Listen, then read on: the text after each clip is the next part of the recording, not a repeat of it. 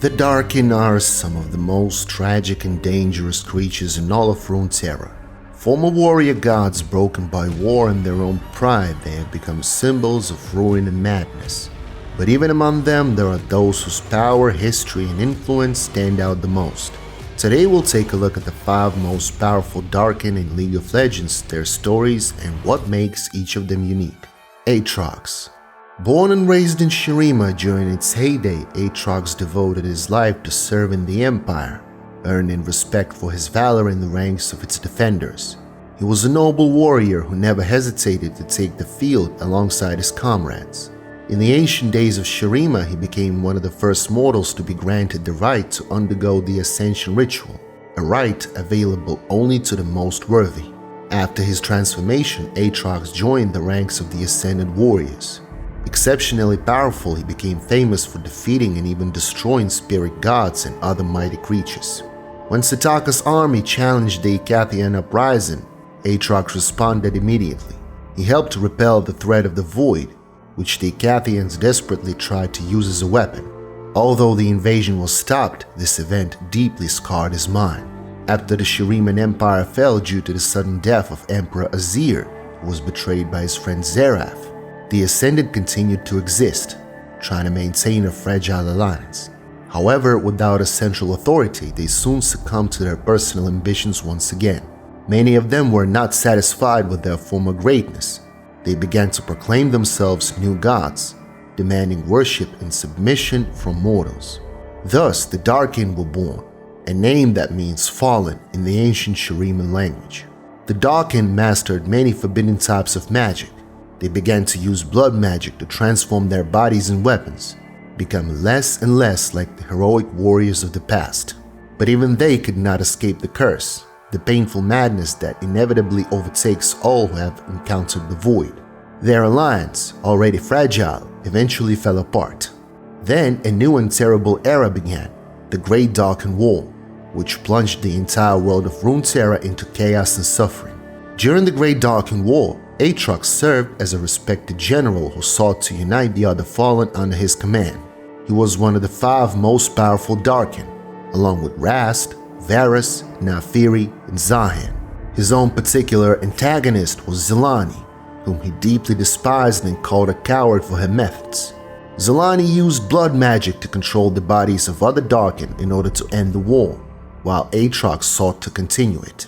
Fearing for the fate of Runeterra, the celestial aspects of Targon intervened.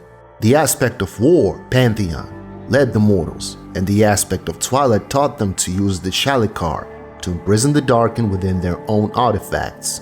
Aatrox was defeated by Pantheon's army and, having been deceived, became one of the first Darkin to be imprisoned forever within his sword. Imprisoned within the blade, he continued to suffer, desperately trying to break free. Finally, when an unknown mortal took his sword, Aatrox used Hemomancy to quickly seize his body, bringing it as close as possible to his original ascended form. Realizing that a human body was too weak, he began to consume the life and flesh of other mortals to sustain his new form. Over the years, Aatrox mastered the art of instant possession, but realizing that he could never truly free himself from the blade, he fell into complete despair. Now his sole, all-consuming goal is to bring about an apocalyptic catastrophe that will destroy everything in the world, including himself. Therefore, he sows war and death wherever he goes. In his quest to sow chaos, Aatrox gathered a vast army and led it against a refugee settlement that would later become Demacia. Attacking from the skies, he encountered the city's winged defenders, the twin sisters Kayn and Morgana, and defeated them. As a last resort, Morgana bound him with magical chains, allowing Kayn to strike him with a blast of holy fire. His army was destroyed, but Aatrox, who could not be killed, remained unharmed. After this failure, seeking oblivion and revenge for his imprisonment, Aatrox set out for Mount Targon, terrorizing barbarian tribes along the way. As he attempted to reach the summit, he engaged in a celestial battle with Pantheon, the aspect of war. Aatrox achieved the seemingly impossible, piercing the aspect's chest with his sword and effectively killing the celestial entity. The only thing standing in his way was the aspect's mortal bearer, Atreus, armed with a blunt spear. Aatrox mocked him, easily defeating him and forcing Atreus to his knees. However, at the last moment, Atreus awakened the remnants of his celestial power, leapt forward, and cut off Aatrox's arm along with his blade, achieving an unexpected victory. In a fit of rage after his defeat, Aatrox moved his war to the northern regions of Valoran, the Freljord. During a snowstorm, he appeared before the Tryndamere clan.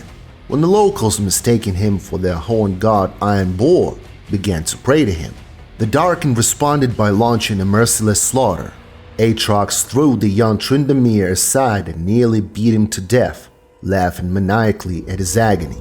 At the same time, Zaahen was reborn in Ionia, taking possession of the body of a girl named Jun. Aatrox sensed her awakening even from distant continents. His immense hatred for Zaahen led him to plan a final war against her, where he hoped to destroy his rival by uniting the remaining Darkin. The decisive battle broke out in Icathia. Aatrox clashed with Zaahen, some of whose allies, subjugated by her blood magic, were forced to fight on her side against their will. Sensing the scale of the impending disaster, Mehira, the aspect of justice, intervened, descending upon Runeterra with her daughter Kayn. While Kayn fought Aatrox, Zaahen managed to achieve the impossible. She subjugated Mehira with her blood magic and merged with her completely. The outcome of this catastrophe remains uncertain. However, it is known that the mage Rhaast, who accompanied Kayn on this mission, was forced to intervene, using the power of the World Rune to completely neutralize the effects of this terrible battle. Naafiri. Naafiri began a journey as one of Shuriman's many ascended warrior gods. She fought side by side with her brothers, and like all of them, fell victim to the corruption of the Void during the Icathian uprising, which drove her mind mad. During the Great Darkin War, Naafiri was one of the most powerful and sought to lead all her kin. However, due to her own pride, she was easily deceived by Miisha, the aspect of Twilight, who imprisoned Naafiri in one of her thrown daggers. Imprisoned in the dagger, Naafiri was hidden in a Shuriman crypt, unable to move or speak due to her new curse. Immobilized and immersed in shame and regret, Naafiri grew impatient when she sensed a human nearby. She intended to possess the body of this grave robber, but he was well aware of Naafiri's magic and carefully avoided touching the blade. Picking it up with tongs, he wrapped Naafiri in thick, lead-soaked cloth and rode across the desert that same day. Naafiri despaired at her failed plan to escape from captivity, but saw an opportunity when she heard the howling of a pack of Shuriman hounds on the other side of the desert. She turned to the beasts, hoping they would find the grave robber and allow her to take possession of his body. The man tried his best not to touch the dagger, but in the end he was torn apart by the hungry hounds who tore him and his horse to pieces. At that moment, the hounds tried to devour Naafiri, and as she confronted them, Naafiri felt a sudden rush of senses return to her as she took complete control of the entire pack of hounds, fragmenting her consciousness across them all. At first, Naafiri resented her new form and cursed the beasts that surrounded her. She considered the hounds to be nothing more than wild animals and despised their smell, fleas, and need for companionship. Eventually, she felt enlightened, realizing the true power and wisdom that came with it. Separately, the hounds would have quickly starved to death, but together they could easily become apex predators. Having found wisdom through her new form, Naafiri understood that the concept of collective domination over all living things was not limited to her sand hounds, but could easily be applied to the Darkin as well. Realizing that the Darkin were ultimately destroyed by petty personal grudges against each other, Naafiri sought to find her Darkin brothers and sisters and restore them to their rightful place as the brutal rulers of Runeterra. Now Naafiri roams the deserts of Shuriman in hopes of uniting the other Darkin and becoming the greatest predator. Her pack works together seamlessly, roaming the pitch-black darkness of Shuriman, greedily devouring anyone they find as she continues her search. Varus. Varus was born in ancient Shuriman and was a model of loyalty and honor, serving as a temple god. When the Icathian uprising led to the attack on his hometown and the murder of his family, Varus, despite his deep grief, kept his vows and remained at his post, defending the temple single-handedly. Zaahen, who was then already ascended and the Sun Priest, found the traumatized Varus among the corpses. The reward for his self-sacrifice was ascension. However, even after becoming an ascended warrior, Varus remained embittered, obsessed solely with the desire to take revenge on the Icathians, enjoying the cruel torture and murder of his enemies. His mind was so twisted that he became soulless and withdrawn. During the Great Darkin War, Varus fully embraced his life as a killer, as his Darkin brothers and sisters often sent him to assassinate enemy commanders and wipe out entire armies of other Darkin. At one point, Varus fought side by side with his Darkin sister, Valiva, who shared his desire for brutal revenge against those who had wronged them. At this time, the aspect of Twilight, Miisha, intervened, teaching mortals how to magically trap them in their own weapons. The Darkins, that is. After Varus was cornered by a group of Vestaya moon hunters, human mages who served the warrior queen of Valoran, he was defeated and bound by his own bow. The queen, knowing the risks of wielding the Darkin weapon, nevertheless chose to wield it in the final days of the war, slowly succumbing to Varus's corruption and turning into a monster. A few months later, the warrior queen traveled to the First Lands with Varus in her hand and gave her final order to her followers to seal her in a well beneath the mountain temple at Palace, sacrificing herself and imprisoning Varus in the magical well. For centuries, Varus remained hidden in the well, untouched and almost forgotten. The inhabitants of Palace remained the guardians of the temple. Although they had mostly forgotten its ancient history, they still feared the imprisonment of the Darkin. Once upon a time, an Aeonian hunter named Valmar was born in Palace and grew up alongside his beloved Kayn to become a skilled hunter. Eventually, they traveled to Palace to visit Valmar's family, and while in the sacred temple, they encountered the first wave of Noxian invaders. Valmar and Kayn fought back together to defend their homeland, resulting in Kayn being mortally wounded. Heartbroken, Valmar began to hear whispers coming from a forbidden well inside the temple. Valmar succumbed to Varus's persuasion and carried Kayn into the well with him, believing that forbidden magic could bring his beloved back. The young warrior Valmar made a rash deal with the ancient Darkin. The creature kept its promise. Kayn did not die, but Kayn's body and soul became the price for this salvation. Valmar, trying to bring Kayn back, suffered defeat himself and also became part of the Darkin. Shortly after Varus climbed out of the well, he realized that he could hear the voices of Valmar and Kayn in his mind as separate individuals. They both cried out in pain caused by their new existence, as Varus's imperfect hybrid form allowed the two hunters to retain consciousness in his body, becoming a vessel not for one, but for 3 souls. Despite this, Varus enjoyed his newfound freedom and immediately began killing the Noxians who had invaded Palace. Valmar's hatred for the Noxians was intensified by the cruelty of Varus, which fueled Varus's slaughter. On the other hand, Kayn began to worry that his beloved had succumbed to Varus's influence. When Varus tried to kill the Ionians, Valmar began to fight for the control of Varus's body. Eventually, Kayn and Valmar realized that their love for each other was strong enough to overcome Varus's hatred, allowing them to take full control of themselves for a time. When Valmar took control of the body, he met with his mother and said goodbye to her. Believing that he was too dangerous to stay in the village, he decided to leave Ionia. The 3 continually fought for control, with Valmar and Kayn repeatedly trying to restrain Varus's cruelty. Varus, in turn, continued his fierce struggle for revenge on the world, seeking to reunite his other Darkin brothers and sisters and ultimately silence the voices of mortals within himself. Varus's search to reunite the remaining Darkin eventually led him back to Shuriman.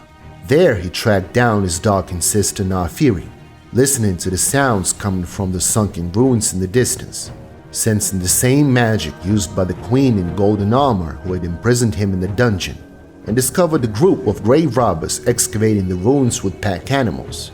Varus quickly killed most of the diggers, and the rest fled hastily as Valmar and Kayn managed to convince Varus to spare them.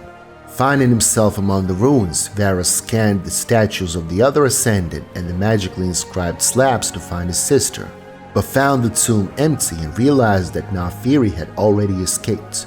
As Varus continued his search to reunite the Darkin, His three personalities learned to coexist as Valmar and Kai recognized the humanity that remained in Varus.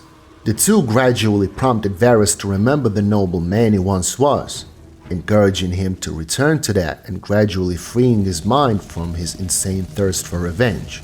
Now, having fully accepted the sum of his parts, Varus began to act as a single entity, as his three personalities fought in unison. Although he continues to feel resentment toward the world that imprisoned him, he now fights with the hope that he can return to the noble man he once was. Meanwhile, Zaahen had already been reborn, and Aatrox began calling on other Darkin to join him in Ikathia to destroy Zaahen. However, Varus did not immediately respond to the call, instead attempting to assemble a squad of experienced warriors to help him track down Zaahen.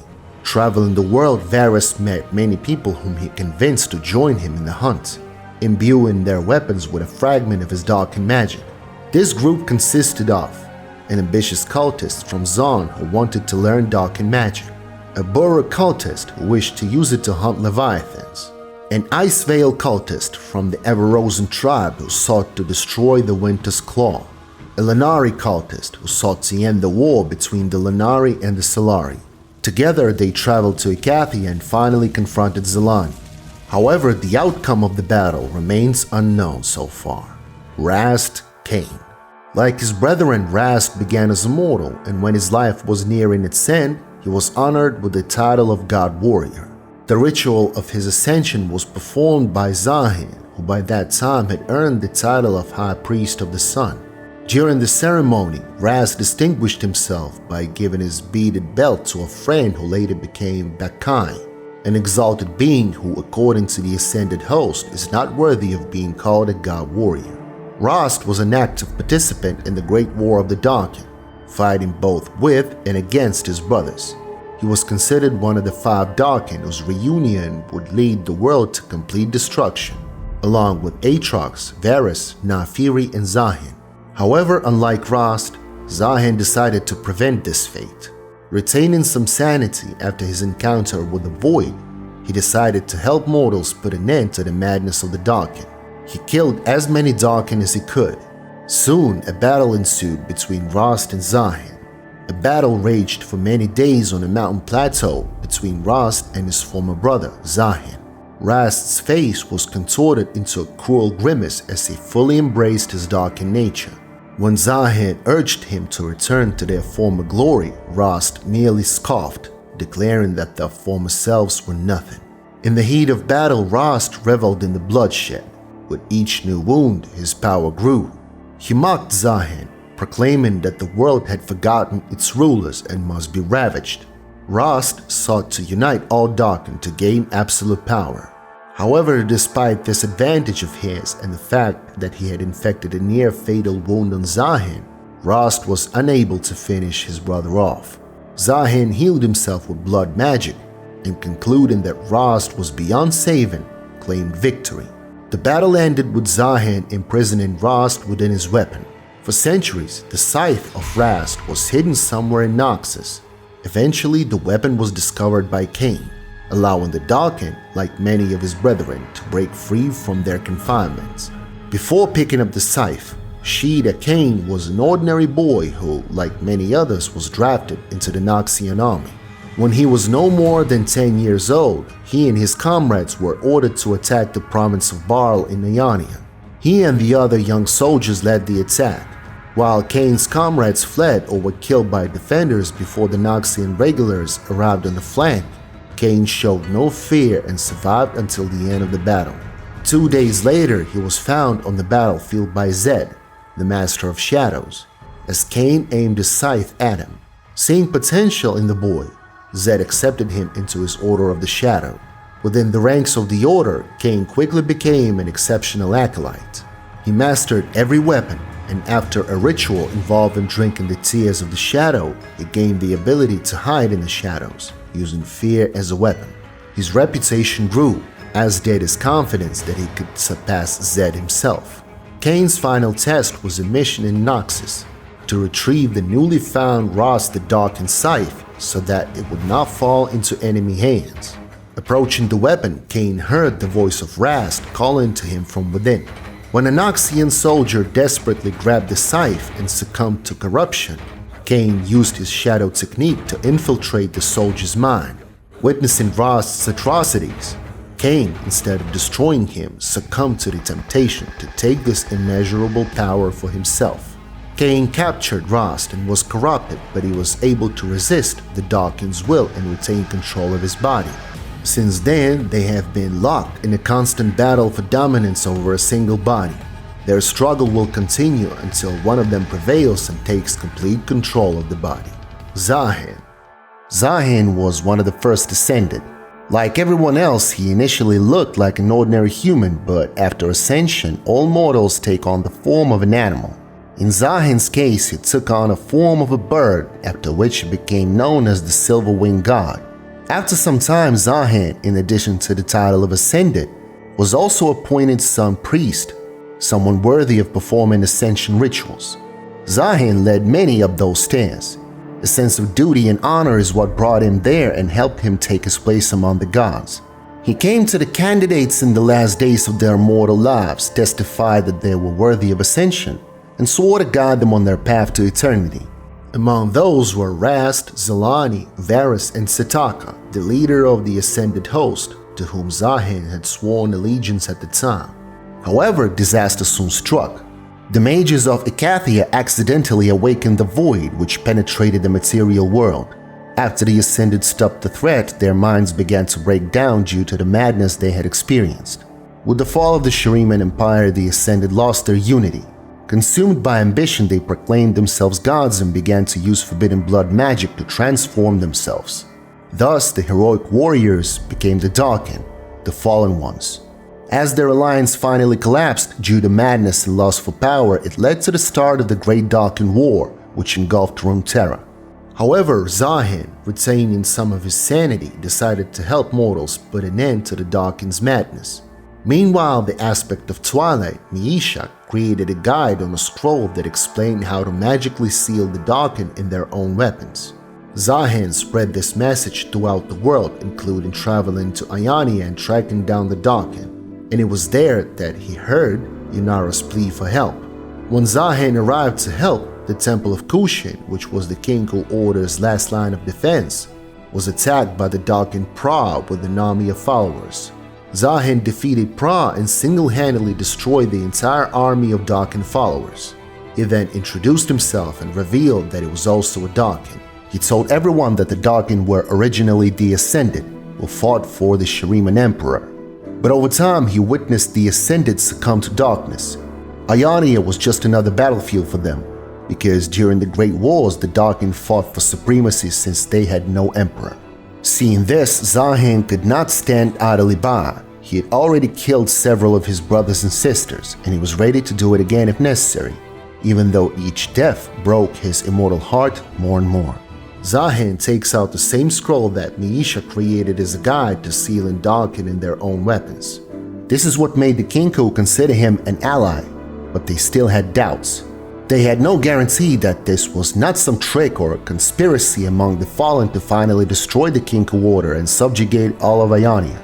Therefore, they came up with an alternative.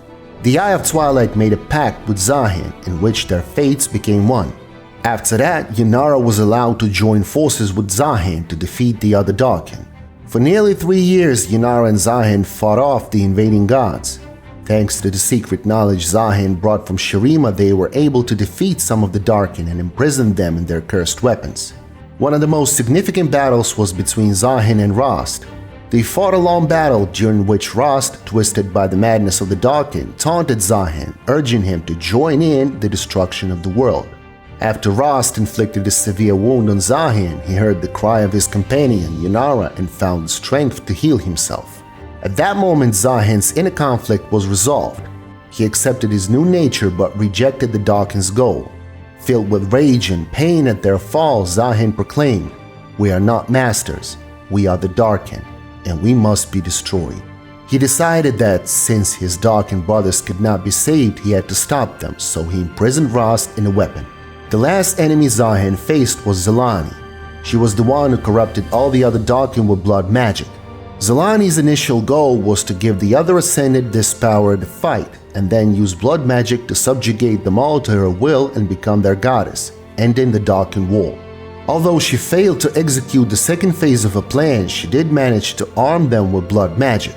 This became a turning point. The Darkin began to use blood magic to strengthen and transform their bodies, which ultimately distanced them from their former heroic essence. Although Zaahen defeats Zelani by imprisoning her in blades, he cannot do so without being corrupted.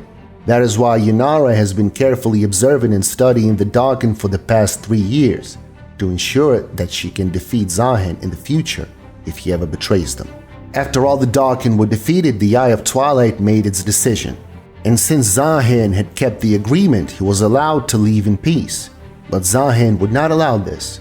He began to feel his humanity slipping away, and he feared that he too would eventually become a mad Darkin.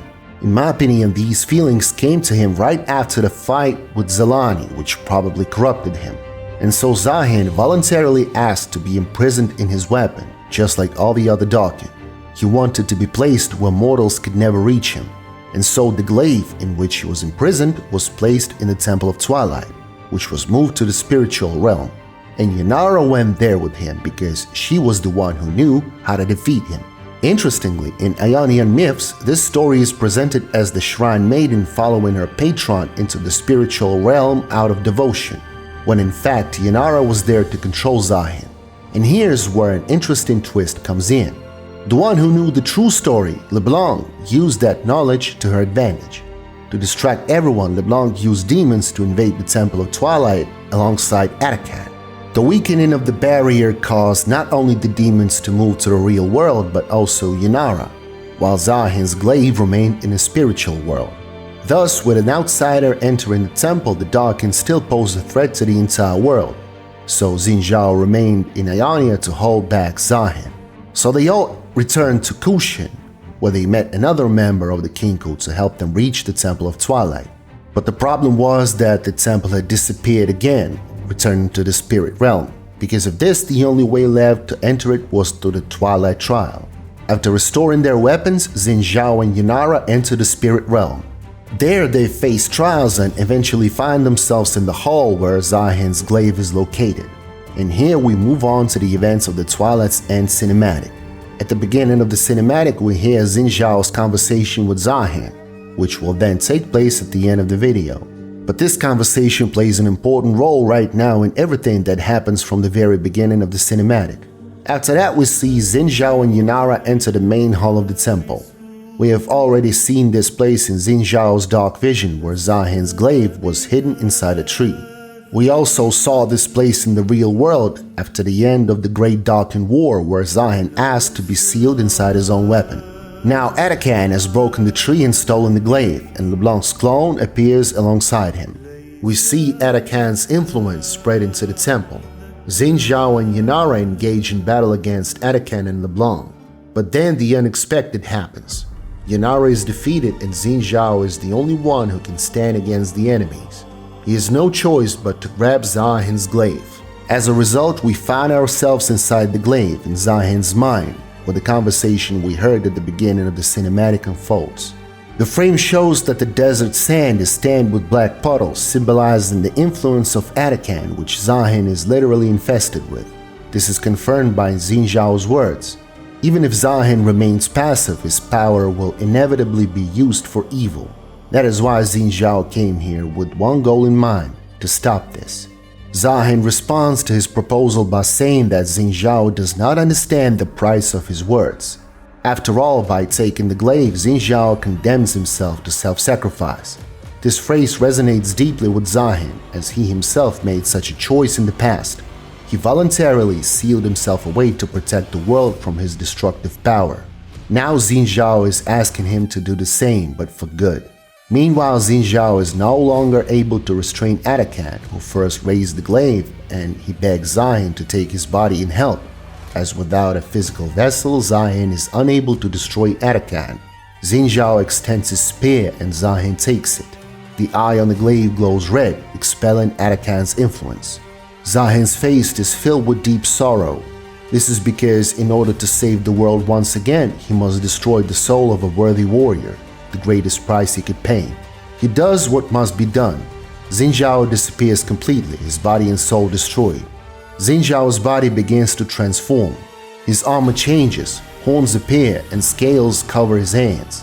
Xin Zhao's spirit scatters into petals, and now his face is worn by Zaahen, sorta kinda, and the eye of the glaive shines on his forehead, where the sign of the sun once was. The newly formed Zaahen delivers a single powerful blow that destroys Darkin and dispels LeBlanc's clone. This part of the scene ends with Zaahen and Yunara reuniting, looking at each other after centuries of separation. We don't really know what will happen to Zaahen after that, and we'll have to wait for future lore updates. So those were the 5 most powerful Darkin in the world of League of Legends. Each of them is a separate tragedy, legend, and a threat to Runeterra as a whole. Thank you guys for watching the video to the end. Write in the comments which of the Darkin is the most interesting one to you guys. If you enjoyed this video, do support it with a like and a subscription. It really means a lot to the channel. See you next time over a mug of the finest ale in all of Runeterra.